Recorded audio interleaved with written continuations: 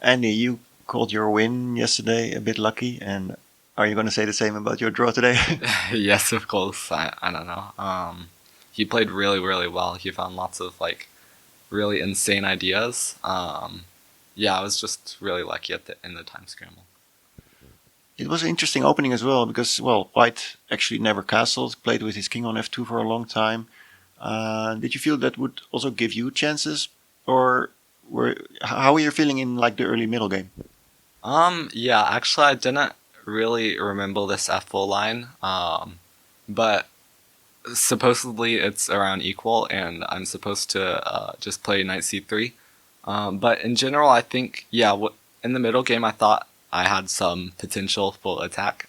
But yeah, he played really well.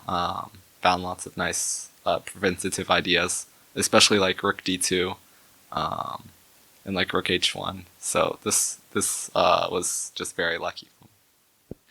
And yeah, many people will have seen this game already with computer eval, and there's a lot of ups and downs and orange moves and stuff like that.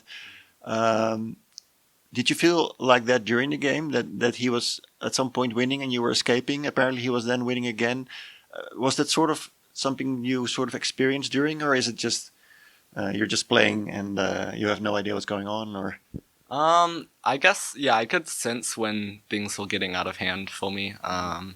There were a couple of moments like Queen B8 that were pretty noticeable mistakes from me, and yeah, I think yeah, in general there were quite a few positions where I realized that things weren't going my way.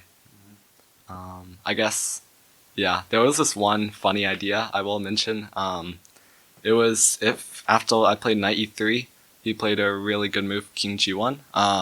King g3 is also winning, but he played king g1. But the point of knight e3 is kind of trying to set a trap, which is if white plays queen f6, then black can play queen f1, and then king g3, queen g2 is winning for black, so white has to take the knight on e3, and then after rook c3, king f4, rook f3, g f3, queen f3, king g5, queen g4, king g4, it's stalemate.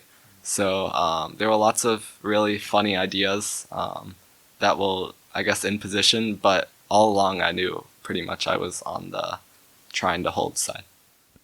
but are you also looking back, sort of feeling content about the fact that you of course you had the draw in the end, but you were just apparently also just fighting very well, right?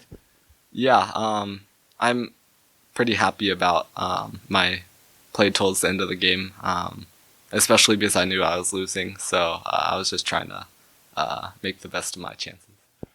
And also, I felt with some of the mistakes your opponent made, Nodirbek, he was actually playing quite fast sometimes. Maybe trying to press you in your time trouble. Was that the case, you think? Um, I mean, generally he's a very fast player, so I didn't really notice the moments when he was playing fast. But yeah, maybe it could have been. Okay. And last question. Afterward, you stayed for, I think, about 10 minutes, sort of quietly blindfold analyzing with your opponent. After such a long and stressful game, you still had the energy to go through a lot of lines with him? Yeah, I mean, it's one of the funnest parts, I guess, about the game. Afterwards, getting to talk, especially against these really, really top class grandmasters. So, yeah, I guess we were able to discuss pretty much the whole game. All right. Well, good luck for the rest. Thank you.